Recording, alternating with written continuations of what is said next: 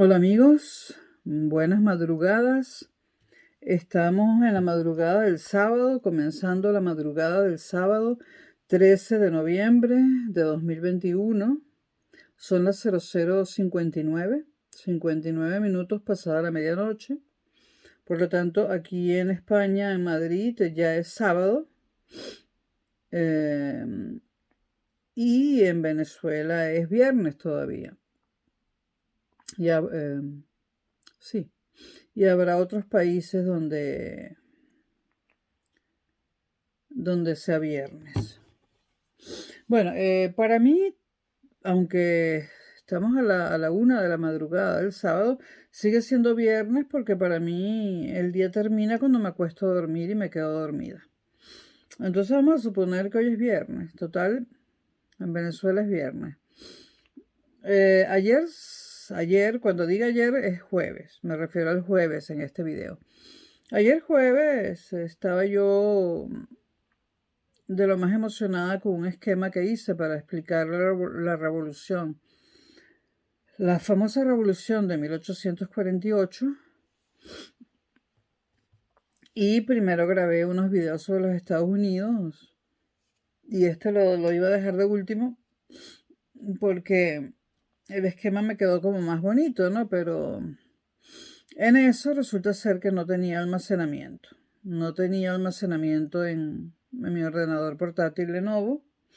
No tenía almacenamiento en ninguno de mis dos móviles Samsung, ni el de media gama ni el de alta gama.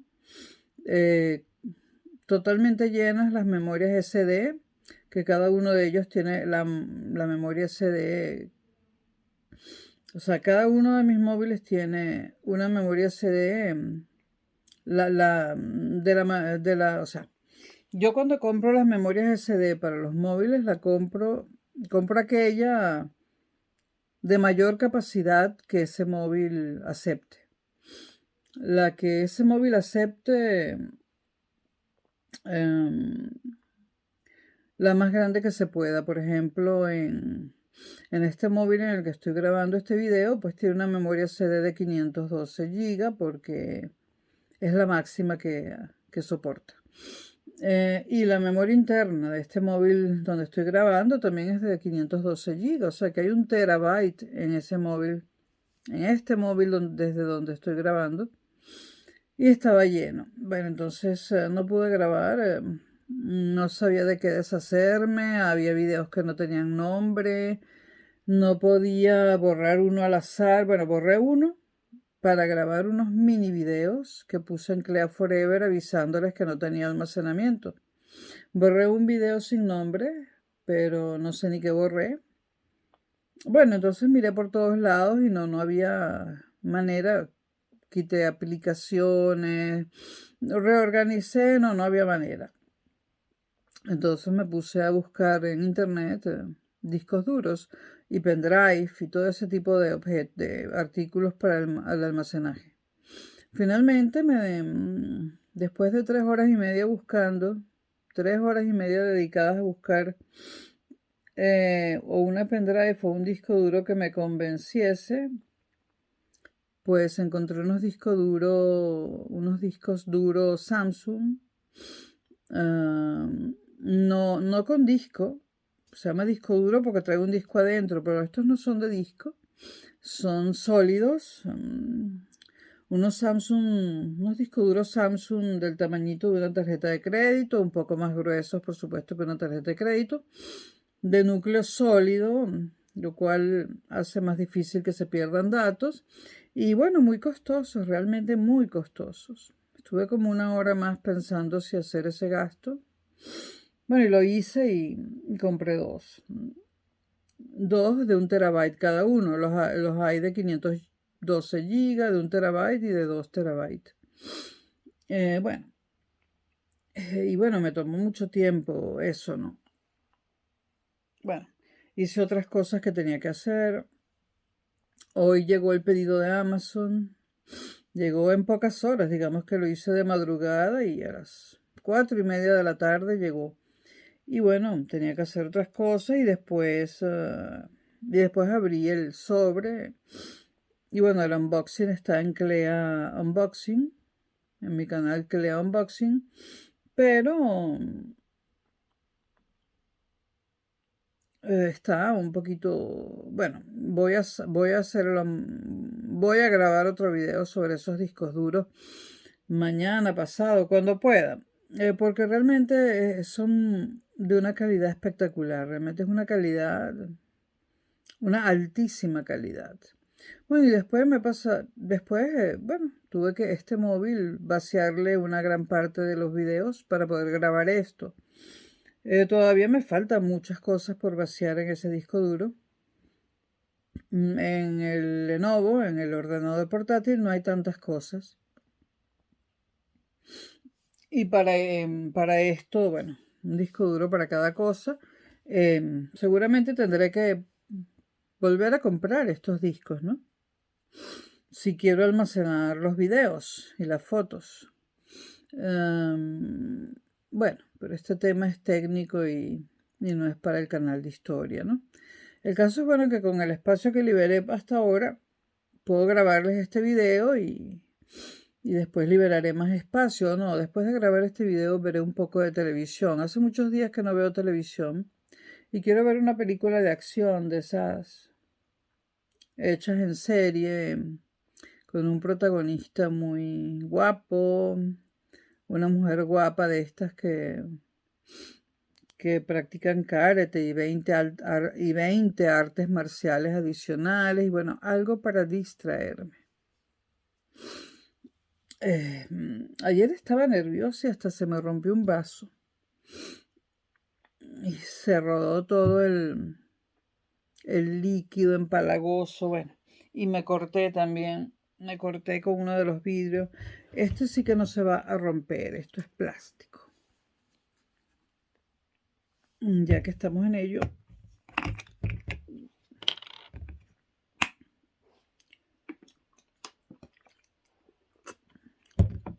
yo sé que no se debe tomar así, pero es que yo he perdido los modales.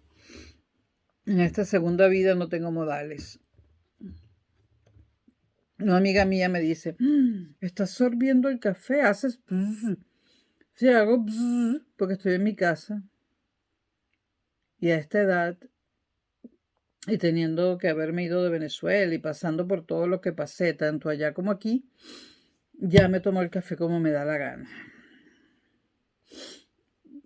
La que se puede dar los lujos de ser fina siempre es la amiga, ¿cómo es que se llama? La diseñadora, la amiga Carolina Herrera, que nunca será pobre, ni tendrá problemas, esperemos.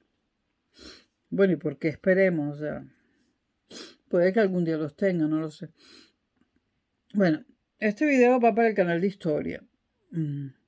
Y es un video sobre la revolución, la famosísima revolución de 1848, y la consolidación de los estados-nación que comenzaron a existir en el siglo XIX. En un video anterior les hablé de las revoluciones de los años 20 y 30 del siglo XIX, los primeros intentos de acabar con las monarquías y con los estados absolutistas o con los regímenes, perdón, absolutistas, e incluso con algunas monarquías parlamentarias. Porque ya a mediados del siglo XIX creo que había algunas monarquías parlamentarias, pero hubo pueblos que ni eso querían ya, ¿no? Entonces, bueno, un video precedente a este es el de la Revolución Industrial y el surgimiento del capitalismo, y hay otro más que están en este canal de historia. Bueno, la Revolución del 48 y la consolidación de los Estados-nación. Bueno, leer a Marx no es ser marxista, leninista. Leer a Marx no está mal y no significa que uno es comunista, pero Marx tiene una parte del corpus de su obra, se llama Los manuscritos del 48, y son verdaderamente interesantísimos, ¿no? Además de que Marx sabía utilizar muy bien la prosa, ¿no? Marx y Freud no escribieron literatura de ficción. cada uno, Marx en la filosofía política y Freud en la filosofía humana, digamos, pues además de escribir tratados filosóficos, son fáciles de leer, o mejor dicho, son agradables de leer, porque tienen una prosa agradable. Por supuesto, la prosa de Freud es muy, muy bella, ¿no? Leer a Freud es casi que leer literatura, Marx no tanto, ¿no? Pero los escritos del 48 son muy interesantes. La Revolución del 48, de 1848, recuerden que estamos en el siglo XIX, se le llamó de muchas formas. Se le llamó la Revolución del 48, la Revolución de los Pueblos, y tiene más nombres. La Revolución del 48, como ya dije, fue la tercera de las revoluciones del siglo XIX. Estuvo la de los años 20, la de los años 30 y esta es la de los años 40, concretamente 1848. ¿Dónde comienza el movimiento revolucionario de 1848? Pues comienza, como no podía ser de otra manera, en París, en Francia. Y de allí se irradia hacia toda Europa. Hay que especificar, hay que señalar y ser vehemente en esto, de que esta es la tercera de las revoluciones del siglo XIX, pero que estas revoluciones fueron liberales, no revoluciones comunistas. Yo no estoy hablando aquí de nada que se parezca a la Revolución Rusa. Estas revoluciones fueron revoluciones liberales que querían crear un Estado liberal, y la palabra liberal tenía mucho que ver en ese momento con la libertad. Y fueron revoluciones atlánticas, porque estas revoluciones comenzaron con la independencia de los Estados Unidos, como ya dije en el primer video de los Estados Unidos. Bueno, en este canal está el video sobre la independencia de los Estados Unidos.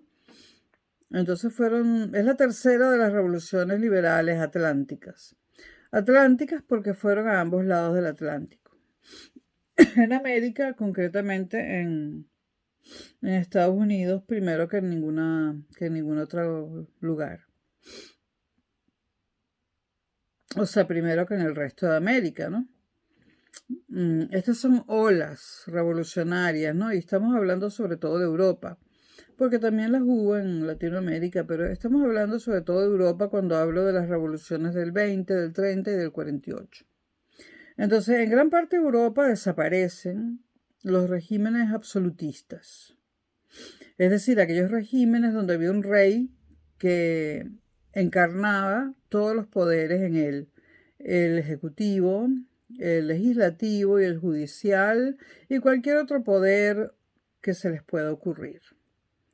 Hubo un rey francés muy famoso, no me acuerdo si era Luis V o Luis XIV, que decía: el Estado soy yo. Y evidentemente así era, el Estado era él y nadie más. Entonces lo que buscaban estas revoluciones era tenían como mínimo una monarquía parlamentaria, es decir, que el rey mantuviera el poder ejecutivo, pero el parlamento tuviese el poder legislativo, ¿no? Como mínimo una monarquía parlamentaria y como máximo pues una república, ¿no? Y si era posible una república democrática, que no es lo mismo. Hay repúblicas democráticas y repúblicas que no lo son. Estos términos creo que ya los aclaré, pero lo puedo volver a decir al final del video. Entonces, en gran parte de Europa desaparecen los regímenes absolutistas y comienzan a surgir monarquías parlamentarias. No porque los reyes lo quisieran. A algunos reyes no les importó y a otros sí, sino porque no tenían más remedio. Entonces se pasa de monarquías absolutas a regímenes liberales. Se profundizan los cambios. Estos regímenes liberales poco a poco, a lo largo del resto del siglo XIX, siglo XX, durante el resto del siglo XIX y a lo largo de todo el siglo XX, los cambios que producen estos regímenes liberales van aumentando. Se van profundizando hasta que llegan en el siglo XX a la democracia. Primero la república y luego la democracia. Bueno, voy a aclarar los términos aquí. Una monarquía absoluta es aquella donde hay un rey que concentra sobre su cabeza todos los poderes. Una monarquía parlamentaria por lo menos tiene dos poderes separados. El rey tiene el poder ejecutivo y el parlamento tiene el poder legislativo. El poder judicial, dependiendo del país y del caso, puede estar manejado de parte y parte, una parte del rey, una parte del parlamento, depende del caso, ¿no? Eso en cuanto a una monarquía parlamentaria. En una república no hay rey, se fue el rey. Ahora, las repúblicas pueden ser repúblicas a secas o repúblicas democráticas. ¿Qué es una república a secas? Pues una república sin apellidos, a secas, es una república con sufragio censitario, de lo que ya he hablado en este canal. Vota la gente que paga impuestos. En algunos casos, en algunos países, el sufragio censitario permitía votar a la gente que pagaba impuestos nada más. Y solo a los hombres. Realmente el voto femenino llegó en el siglo XX. Entonces, una república, las repúblicas sin apellido solían ser repúblicas censitarias, donde los sistemas electorales tenían voto censitario. ¿Qué quiere decir voto censitario? Bueno, la palabra censitario viene de censo y que votaban aquellos que estaban en el censo. Y en Europa, ¿quiénes estaban en el censo? Solo aquellos que pagaban impuestos. Pero dependiendo del país, este sufragio censitario podían ejercerlo no los que pagaran impuestos, sino, por ejemplo, los propietarios de tierras. Si tenían más de no sé cuántos kilómetros cuadrados o no sé cuántas hectáreas. Bueno, en el caso es que había que tener dinero, ¿no? Porque si tú pagas impuestos es porque tienes dinero. Para hablar un momentito del caso venezolano, pues nosotros en el siglo XX, muy lamentablemente, porque eso debería haberse solucionado en el XIX, nosotros en el siglo XX tuvimos dos elecciones con voto censitario. Y en una de ellas ganó la presidencia el general López Contreras. Y 5 años después hubo otras elecciones censitarias y la presidencia cayó en manos del general Medina Angarita. En el caso venezolano, ¿votaban los que pagaban impuestos? No. En el caso venezolano votaron en esas dos elecciones los que tenían tierras, los terratenientes. Pero no podías tener un conuco, era no sé a partir de cuántos kilómetros cuadrados o de cuántos metros cuadrados. No sé cuál es la cantidad de tierras que tenías que tener para votar en Venezuela, pero fue no por el censo, o sea, no por pagar impuestos, sino por ser propietario de tierras. Entonces votaron los terratenientes, tanto en las elecciones en las que ganó López Contreras y en las que ganó Medina Angarita, que además creo que fueron los únicos candidatos, ¿no? Bueno, las de Medina Angarita creo que fueron en el año 41 y las anteriores, las de López Contreras, a la muerte de Gómez. Bueno, Medina Angarita gobernó del 41 al 45 porque en 1945 el entonces teniente Marcos Pérez Jiménez, y el entonces joven dirigente político Rómulo Betancourt se unieron, militar y civil, y tumbaron el régimen de Medina Angarita porque se cansaron de esas elecciones censitarias. Bueno, las primeras elecciones con sufragio universal que hubo en Venezuela fueron en 1946, donde votaron hombres y mujeres mayores de edad y las ganó Rómulo Gallegos, quien fue tumbado en 1948 por el entonces ya coronel Marcos Pérez Jiménez. O sea que Marcos Pérez Jiménez ayudó a tumbar a Medina Angarita y después ayudó a tumbar también a Rómulo Gallegos, que era uno de los suyos. Bueno, entonces, una república sin apellido generalmente tiene voto censitario, que puede ser que voten los que pagan impuestos o que voten los que tienen tierras, etc. Generalmente el voto censitario no incluye a las mujeres. Y una república democrática es aquella que tiene sufragio universal, vota todo el mundo, menos los niños, por supuesto. Entonces, cuando hablamos de república, podemos hablar de cualquier, de dos tipos, básicamente, de república, ¿no? Entonces, se suele decir república cuando es república nada más, y se suele decir democracia cuando es una república democrática. Es decir, la palabra de democracia está asociada al sufragio universal. No puede haber democracia sin sufragio universal, es decir, sin elecciones en las que vote todo el mundo. Por eso la oposición venezolana juega a no ir a votar para que a Venezuela no se la considere democrática. Y bueno, es una diferencia clave y que la tienen que tener muy, muy presente pues los politólogos, los historiadores y los políticos, y yo creo que debería ser de cultura general. Creo que debería haber una asignatura llamada política o introducción a la política o introducción a las ciencias políticas en bachillerato, ¿no? Porque las personas llegan a votar a los 18 años y no saben ni lo que están haciendo. Bueno, entonces se pasa de regímenes poco a poco, en la segunda mitad del siglo XIX en Europa y después durante el XX, se pasa de regímenes liberales a democracias, en unos países más rápido, en otros más lento. Cuando diga democracia de ahora en adelante, bueno, en el caso europeo hay monarquías parlamentarias que al mismo tiempo son democráticas. Esa es otra, que en el caso europeo, una monarquía parlamentaria puede ser democrática si los diputados y senadores son electos por sufragio universal. Otra cosa es si están descentralizadas o no, pero esto ya sería una clase de ciencias políticas, ¿no? Y esto yo quiero que sea un video de historia, ¿no?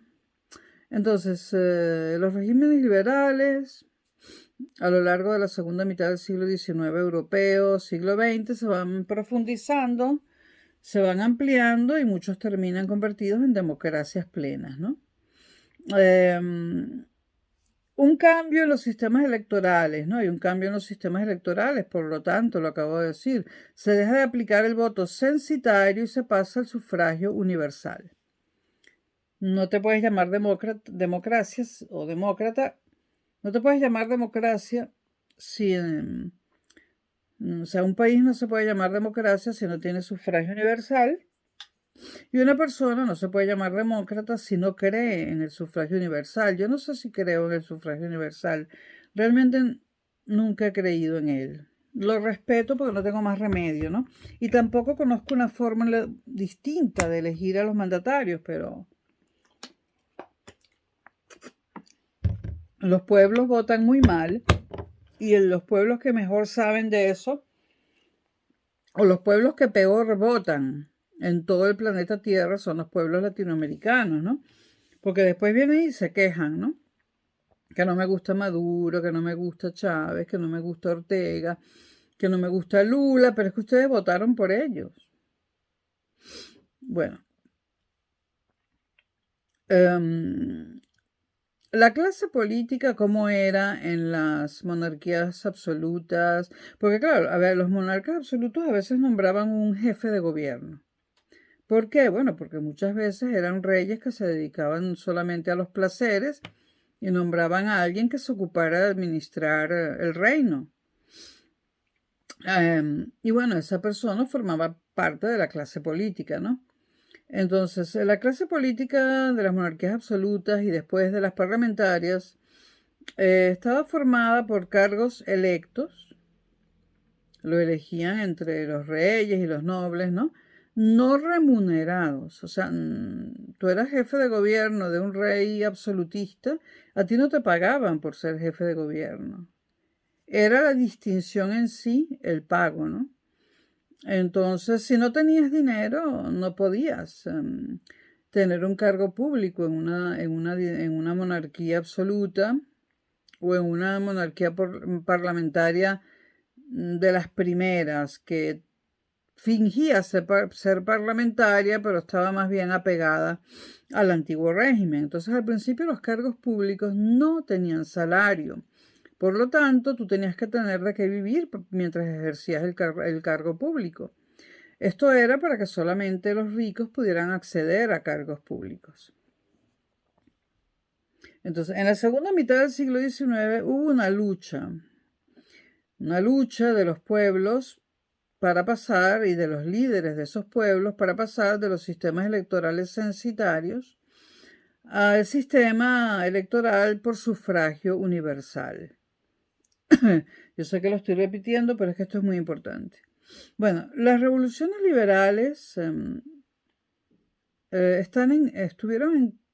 se dirigían contra algo, por supuesto que se dirigían contra algo, querían cambiar algo, y al querer cambiar una cosa por otra, pues te diriges contra la cosa que ya no quieres que esté. Entonces, estas revoluciones liberales se dirigían contra los privilegios de ciertos estamentos. Hay un video en este canal sobre los estamentos. Las revoluciones liberales querían acabar con los privilegios de ciertos estamentos, privilegios que venían desde la Edad Media, siglos y siglos de privilegios. El primer privilegio de estos estamentos poderosos era no pagar impuestos. Este era el mayor de sus privilegios. Además de ser los privilegiados, no pagaban impuestos, siendo los que más dinero tenían, ¿no? Es decir, no había igualdad jurídica. El liberalismo lucha contra estos privilegios, comenzando por el de no pagar impuestos, ¿no? Y luego el liberalismo lucha contra la diferencia de clases, que todavía era una diferencia entre estamentos, ¿no? Estamentos distintos que tenían derechos distintos y libertades distintas.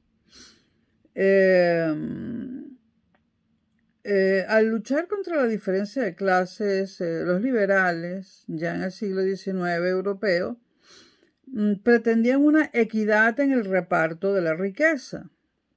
Eso que llamamos una distribución más o menos equitativa de la riqueza. No necesariamente tiene que tener todo el mundo la misma cantidad de bienes y dinero, pero una equidad más o menos decente en cuanto al reparto de la riqueza no está mal. Entonces luchaban por la igualdad jurídica, por una equidad en el reparto de la riqueza y contra los privilegios. En 1848, Europa, sobre todo Francia, ¿no?, que es donde surge esta tercera oleada revolucionaria del siglo XIX. Recuerden que la Revolución Francesa, la famosa, fue en el siglo XVIII, 1789. Entonces, esta tercera revolución del siglo XIX, la de 1848, empieza en París y abraza la causa republicana. Es decir, no hay rey, no quieren rey, ni monarquía absoluta, por supuesto, ni tampoco parlamentaria. ¿Por qué no querían monarquía parlamentaria tampoco? Porque las monarquías parlamentarias limitaban los derechos de las mayorías. Estoy hablando de las monarquías parlamentarias del siglo XIX. Ustedes se preguntarán, ¿cómo es la monarquía parlamentaria española o la británica? Bueno, eso vendrá más adelante. Más adelante, yo he partido de la Edad Moderna, he partido desde el siglo XVI en adelante, ya estoy en el siglo XIX, déjenme llegar a finales del XX y el XXI, que es cuando explicaré eso, ¿no? Pero en aquel momento, a mediados del siglo XIX, las monarquías parlamentarias limitaban los derechos de las mayorías. Eh, todos estos cambios que ocurren en el siglo XIX en Europa eh, le dan a la población, a los pueblos, una cierta experiencia democrática y social, ¿no? Los hacen pensar en eso, ¿no? Eh, en el siglo XIX aparece una cosa importantísima que no existía antes. Y esa cosa que aparece en el siglo XIX, consecuencia de la revolución industrial, que también está en este canal, esa cosa que aparece en el siglo XIX se llama el proletariado.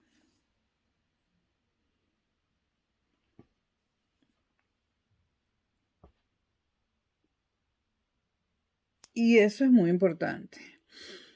El proletariado aparece ¿dónde? En fábricas y talleres que antes no existían. O sea, el proletariado no es el campesino del siglo XVIII, XVII, no. El proletariado es aquellas personas que trabajan en las fábricas y talleres que surgieron a raíz de la primera revolución industrial. El proletariado es una nueva clase social que no existía antes del siglo XIX y es asalariada, se le paga un sueldo, ¿no? Un sueldo miserable, ¿no? Y si alguien está pensando, no, es que, porque lo piensa mucha gente de mí que soy comunista, ¿no? Una cosa es ser comunista, otra cosa es ser socialista y otra cosa es estar de acuerdo en que una persona trabaje en una horrorosa fábrica donde arruina su salud y le paguen, qué sé yo, $1 al mes, ¿no? Entonces, aparece el proletariado como nueva clase social asalariada en talleres y fábricas.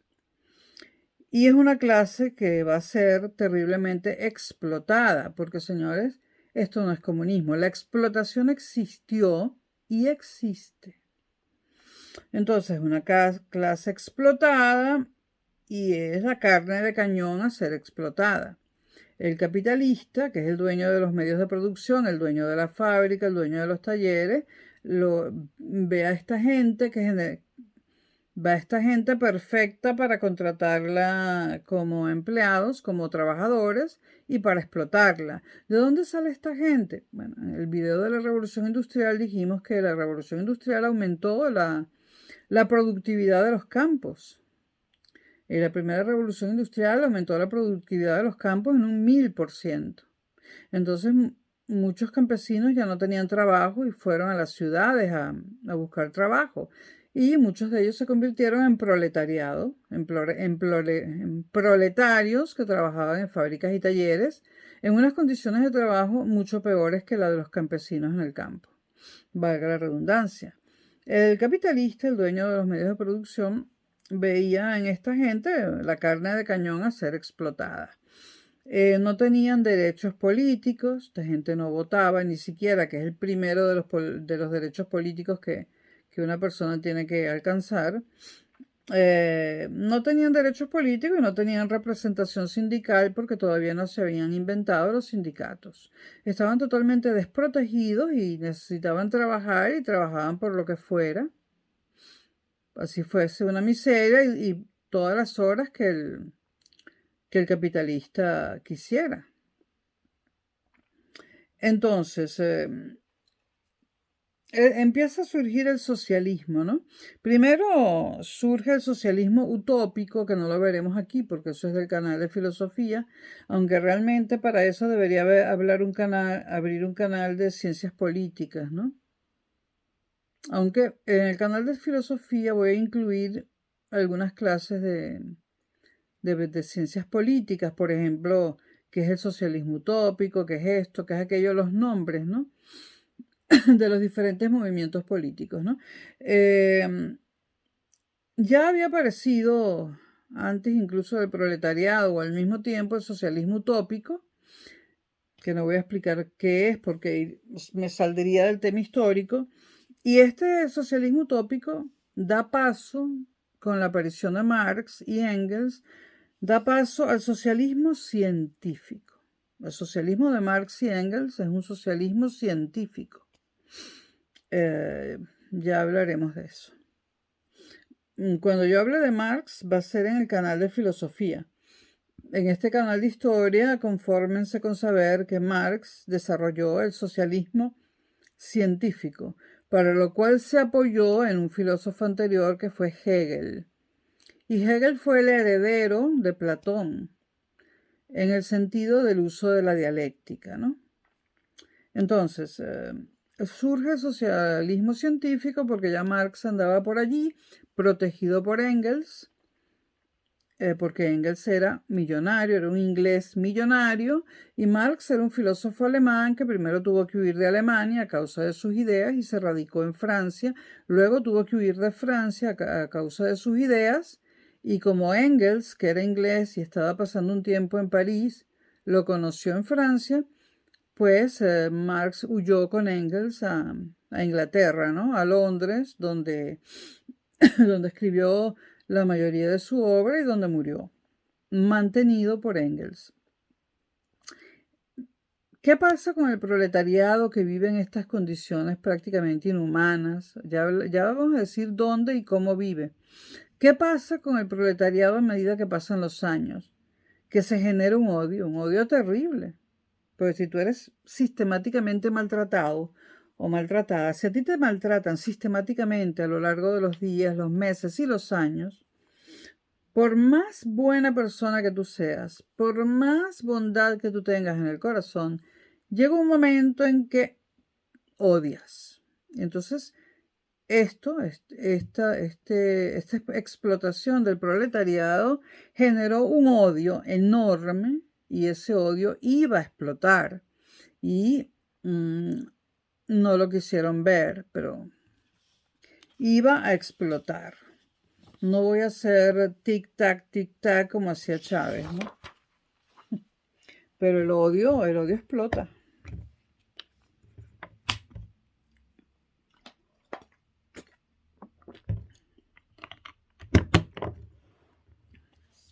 Si se cae no importa. No pasa nada. Bueno.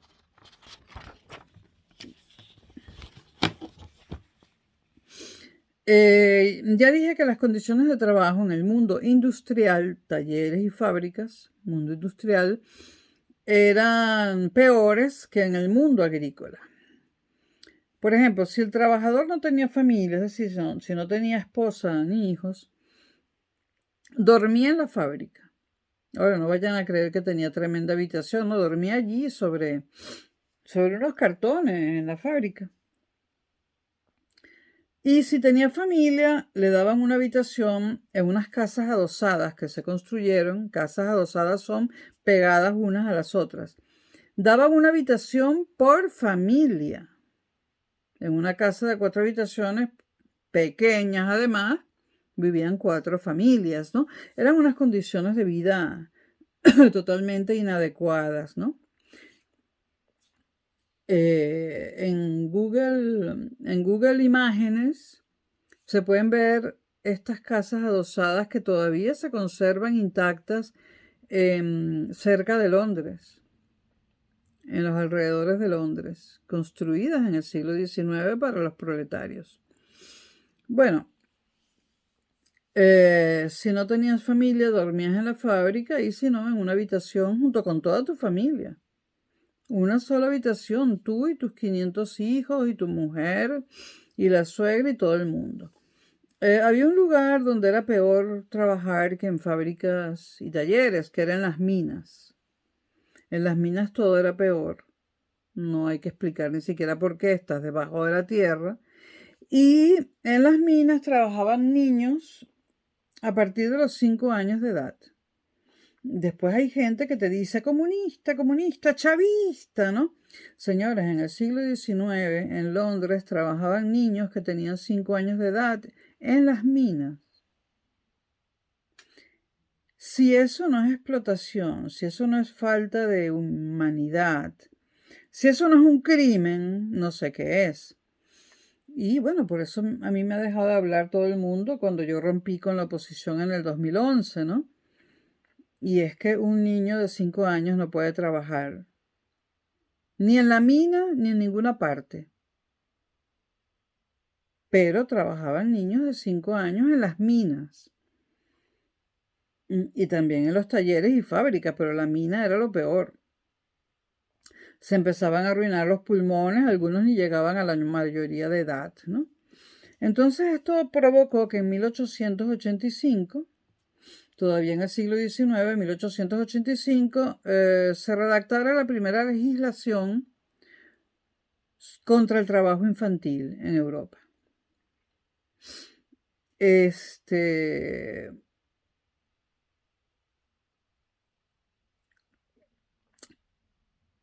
1885, en Europa, repito, se redacta la primera legislación contra el trabajo infantil. La revolución de 1848 está íntimamente relacionada con la nueva clase proletaria. Esa revolución, la de 1848, la podemos considerar la revolución del proletariado, sin ningún lugar a dudas, la revolución del proletariado. Las zonas industriales estaban dentro de las grandes ciudades. Dentro de las grandes ciudades de Italia, de Alemania, de Inglaterra, del Imperio Austrohúngaro, etc.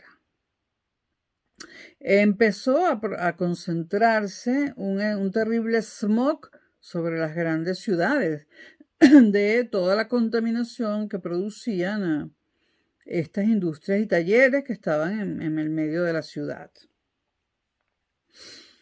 La revolución de 1848 abarcó toda Europa menos la península ibérica. Qué raro, ¿no? Es decir, menos España y Portugal. Allí no hubo revolución proletariada. Aquí, donde yo estoy sentada, no hubo revolución del proletariado, ¿no? Bueno, ya discutiremos eso. Pero la revolución del proletariado se extendió por toda Europa, repito, menos en la península ibérica. ¿Cuál era el origen de esta revolución? Bueno, un origen económico, evidentemente. Origen económico. Hubo un aumento de precios debido a las malas cosechas. En 1848 y años anteriores las cosechas fueron muy malas, lo cual subió los precios de la comida, sobre todo del trigo, porque recuerden que en esa época la gente comía era pan y tomaba agua. Eso de a pan y agua no es solamente un dicho, es que eso existió durante siglos. Entonces suben los precios debido a las malas cosechas, sube el precio del trigo, sube el precio del pan, no puedes comer pan, es decir, no comes. La población ya no era mayormente rural, ¿no? Ya era mayormente urbana en Europa. Además de subir los precios debido a las malas cosechas, además de subir los precios de los alimentos, sube el precio del transporte de alimentos. Los alimentos tenían que venir del campo a la ciudad. Entonces esta revolución fue una revolución dentro de las ciudades, porque era allí donde el alimento, el pan, era más caro que en ningún otro lugar, porque lo traían de afuera. El trigo venía del campo. Y no solo aumentó el precio del trigo, sino del método de transporte para llevar el trigo a la ciudad y hacer el pan en las panaderías. Entonces aumentan los costos del transporte agrícola a las ciudades. ¿Esto qué implica? Implica una crisis espantosa, enorme. La primera crisis del capitalismo está considerada la primera gran crisis del capitalismo y de la primera revolución industrial. La primera revolución industrial condujo al capitalismo y en 1848 estalla la primera gran crisis del capitalismo, es decir, la primera gran crisis producto de la revolución industrial. El progreso, que muchos quieren ver solamente el progreso en la revolución industrial, el progreso tenía un precio y era alto. El progreso tecnológico. Esto yo lo criticaba desde el colegio, sin haber leído a Marx ni a ninguna de esa gente, y después lo criticaba más en mis estudios de ingeniería. Yo soy ingeniero, porque, bueno, visitábamos fábricas y yo veía, por ejemplo, que en la siderúrgica del Orinoco, en Sidor, las condiciones de trabajo no eran mucho mejores que las del siglo XIX europeo. En el campo petrolero de San Tomé, donde trabajé unos días, pero fue como 2 semanas, tampoco las condiciones de trabajo de los obreros eran mejores que las del siglo XIX. Entonces, claro, yo me regresé a Caracas y bueno, mi paso por un campo petrolero es anecdótico. Yo enseguida huí, salí corriendo, ¿no? Igual que mi paso por una siderúrgica, ¿no? Pero bueno, yo estaba en el siglo XX y me podía regresar a Caracas y trabajar en cualquier otra cosa. Irme desde Caracas conduciendo a Cúcuta, comprando pantaletas y vendiéndolas encima del carro en las Mercedes. Los venezolanos me entienden, ¿no? Eso era preferible a trabajar en Sidora, en Alcázar, en algún campo petrolero. Ustedes pensarán, ¿y por qué usted, profesora, no buscó trabajo en las oficinas de PDVSA en Caracas? Mis amores, el trabajo para ingenieros en las oficinas de Caracas o de Maracaibo o de alguna ciudad grande en PDVSA eran para los enchufados, no para una ingeniero proletaria como yo. Y después dicen que no hubo motivos en Venezuela para lo que pasó, ¿no? Miren cómo estamos pagando los venezolanos el hecho de no haber sido más humanos, el hecho de que la clase política y la alta burguesía no hayan querido, bueno, eso será para otro video. Pero yo recuerdo cuando en la fiesta de la alta burguesía caraqueña, la gente decía, ay, mi amor, acaban de inventar en Estados Unidos la bomba matagente. Solo matagente, la bomba de hidrógeno, ¿no? Entonces decían, ay, qué bueno, la podemos tirar sobre los ranchos y matamos a toda esa chusma, pero queda todo enterito, las montañas, los coches, los automóviles. Solo matamos a la chusma. Esos chistes eran todos los días. O el típico chiste, ay, mi amor, ¿y si bajan de los cerros? Y todo el mundo se reía. No, eso nunca va a pasar. Y pasó. Pasó el 27 de febrero de 1989. Y ya no les dio tanta risa, pero no cambiaron las cosas. En ese momento había que haber empezado a cambiar las cosas rápidamente.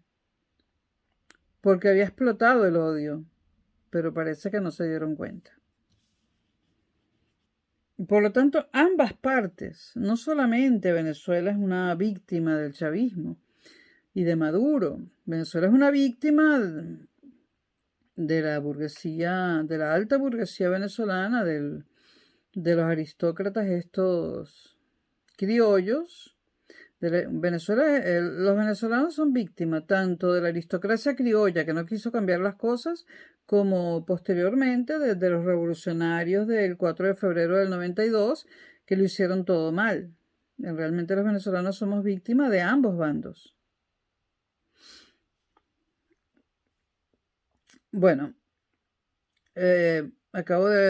antes del paréntesis sobre Venezuela, dije que, bueno, estalló la gran crisis, la primera gran crisis del capitalismo en 1848 debido a la subida de los precios del transporte, del trigo, del pan. Es decir, que el origen de la crisis fue económico.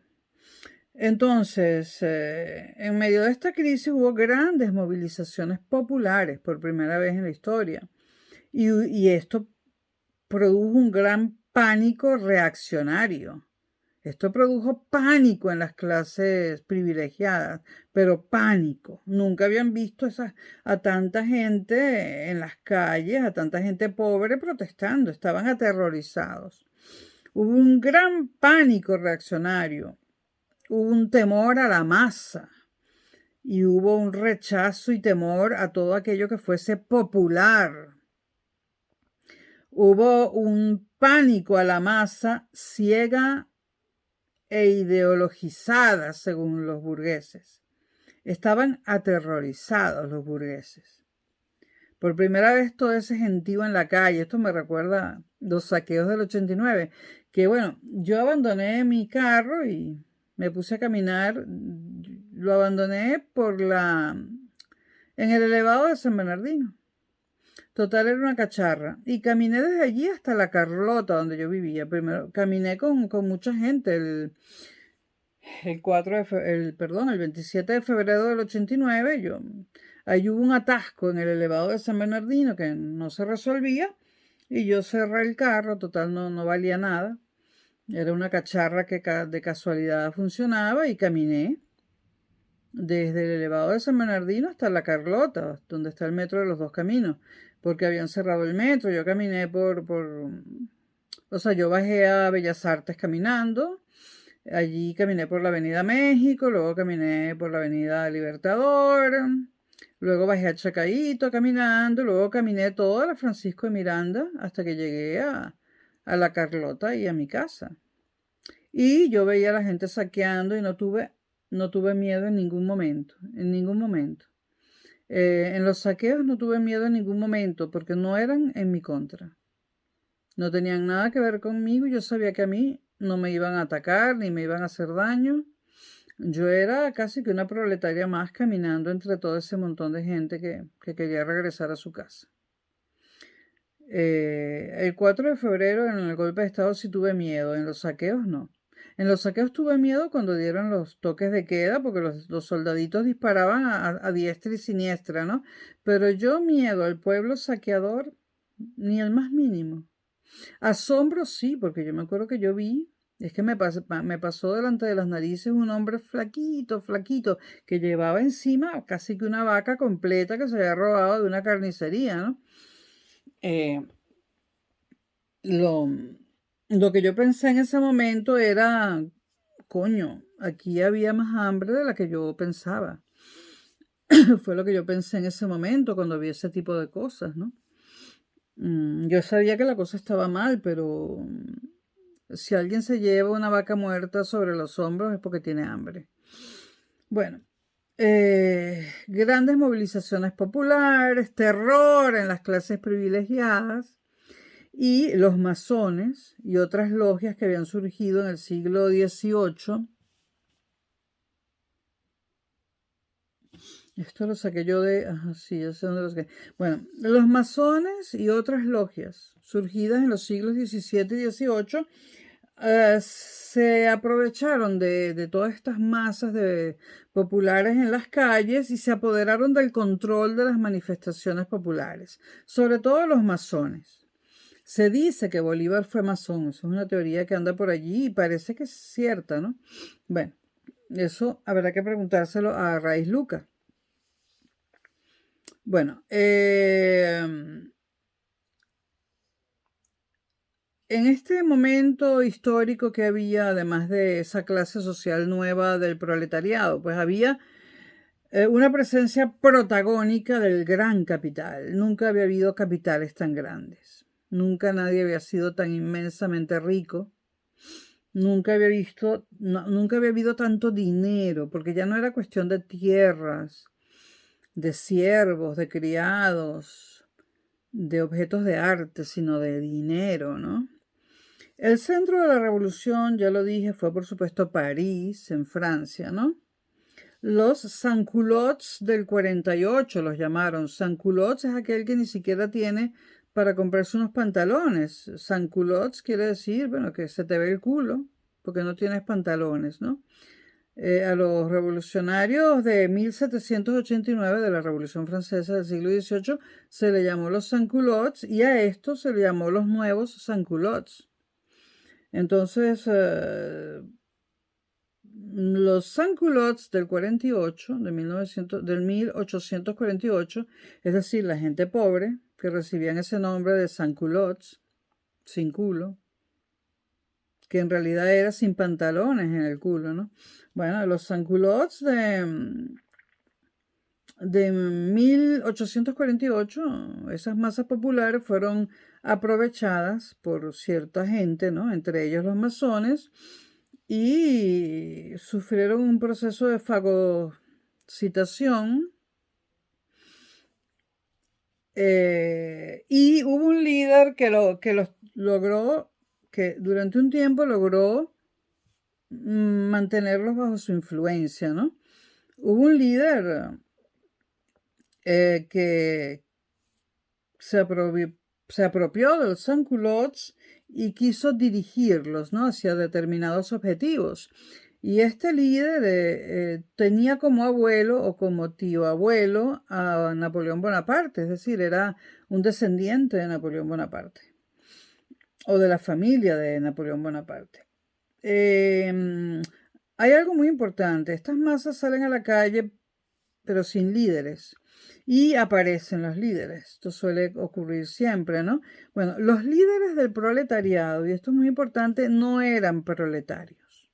Porque es que el proletariado era analfabeto y no podía liderizarse a sí mismo. Necesitaba conocimiento, necesitaba muchas cosas, ¿no? Entonces, los líderes del proletariado de 1848 no eran proletarios, eran burgueses e incluso nobles, burgueses que traicionaron a su pertenencia de clase e incluso nobles que también traicionaron a su pertenencia de clase. Uno de los más famosos es Friedrich Engels. Engels era el hijo del mayor industrial de telas de Inglaterra. Era el mayor heredero del mayor industrial de Inglaterra y traiciona a su padre, a su pertenencia de clase, era un burgués, y se convierte en un líder del proletariado. Yo sé que los que no entienden que en Venezuela hubo una revolución me dirán, bueno, esta tipa es que siempre fue comunista. No. Yo lo que lamento es que en Venezuela no haya habido nunca un Engels. Alguien que haya traicionado a la burguesía y haya hecho cambios. No podemos llamar a José Vicente Rangel un Engels, porque José Vicente Rangel no era hijo de burgueses, porque la burguesía trabaja, la burguesía tiene talleres, fábricas, industrias, comercios, ¿no? Y José Vicente Rangel, por lo que sabemos, nunca hizo nada de nada. Ni siquiera sabemos de dónde sacó la plata que tenía, porque él tenía plata antes del chavismo, ¿no? Entonces, no hay ningún Engels en Venezuela, ¿no? Ningún heredero. Bueno, hay alguien que parece que se quiere copiar, pero no le creemos, que es Leopoldo López. Leopoldo López, tú no eres Engels. Tú eres un burgués que no va a traicionar su pertenencia de clase. Y no tienes con qué. Y hubo nobles que también fueron líderes del proletariado, pero hay que tener muy claro que los líderes del proletariado de 1848 no eran proletarios. Engels, además, era un empresario en sí mismo, porque ya su padre le había dado una fábrica para él solo y tal, pero él utilizó todo el capital que le dio su padre para la revolución. Marx, Engels era un empresario e hijo de empresarios, no podía ser un proletario, los proletarios no eran hijos de empresarios, y Marx no podía ser un proletario. Ningún proletario podía tener los estudios universitarios que tenía Marx y la formación cultural que tenía Marx, ¿no? Eso era imposible para un proletario. Los proletarios en esa época casi todos eran analfabetos, ¿no?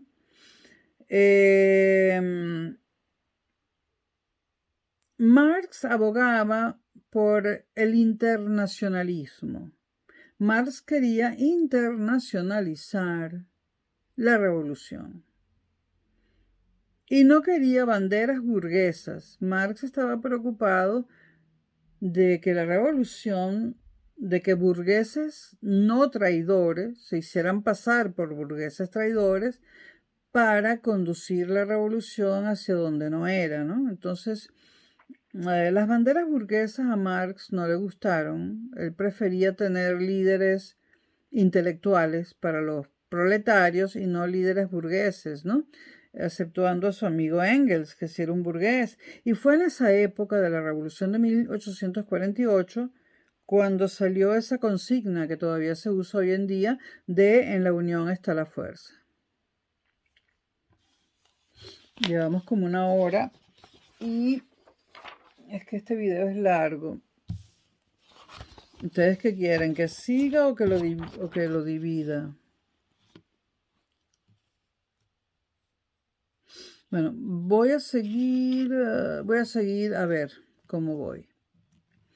Bueno, ¿dónde se da la revolución? O sea, porque se da en toda Europa, pero focalizada en ciertos sitios.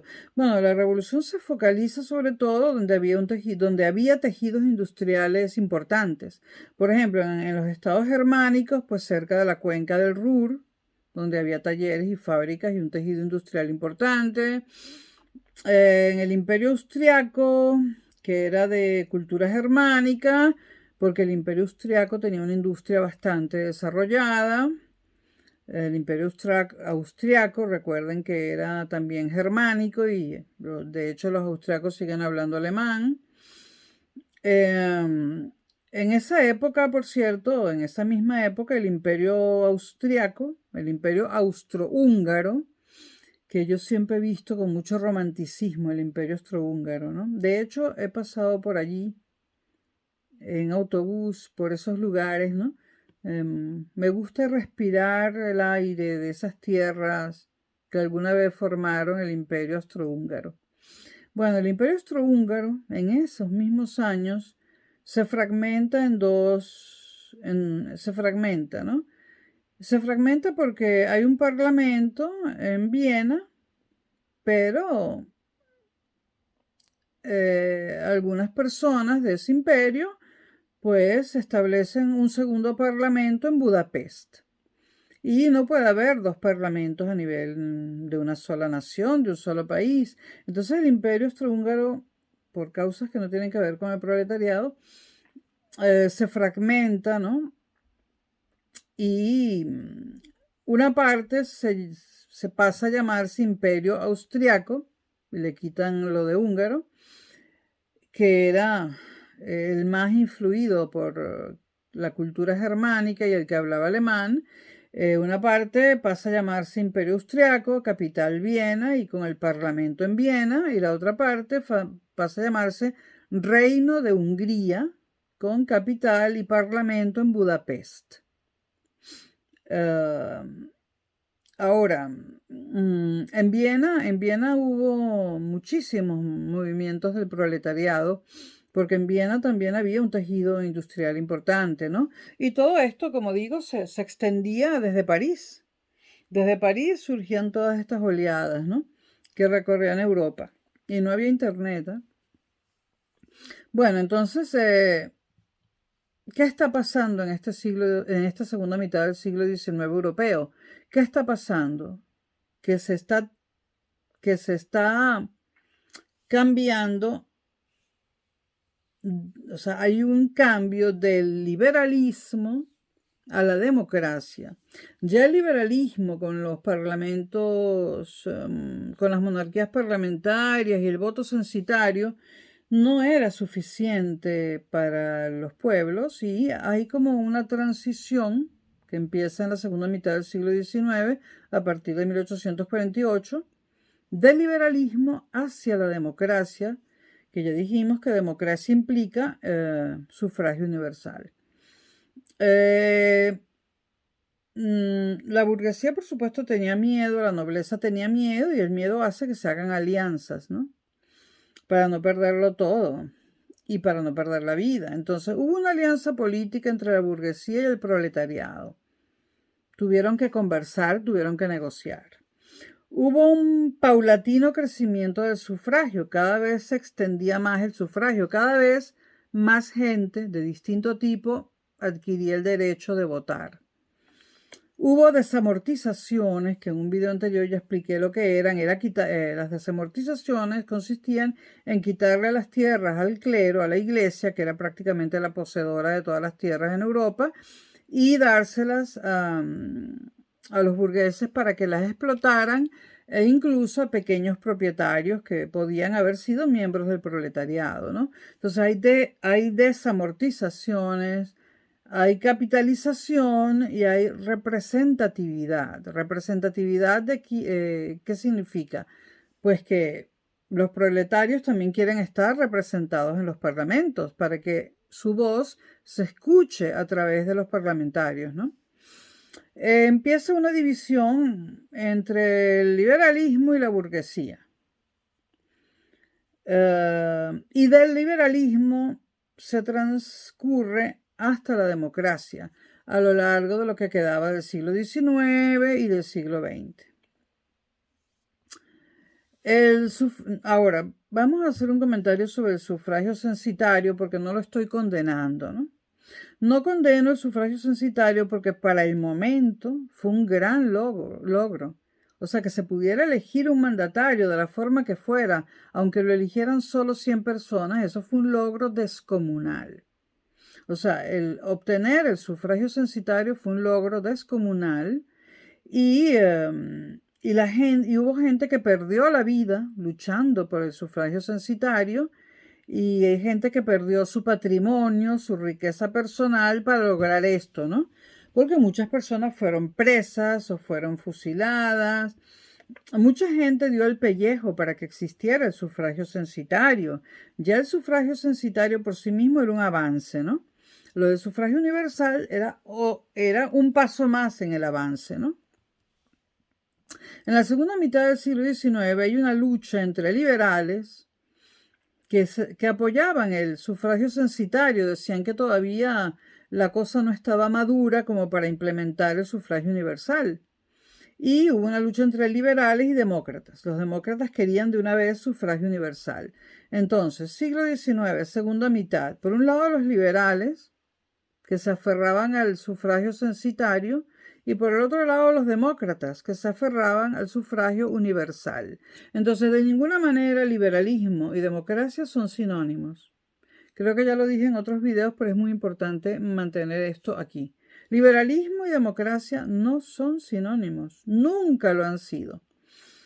En esta lucha entre liberales y demócratas, pues ganan los demócratas al final, ¿no?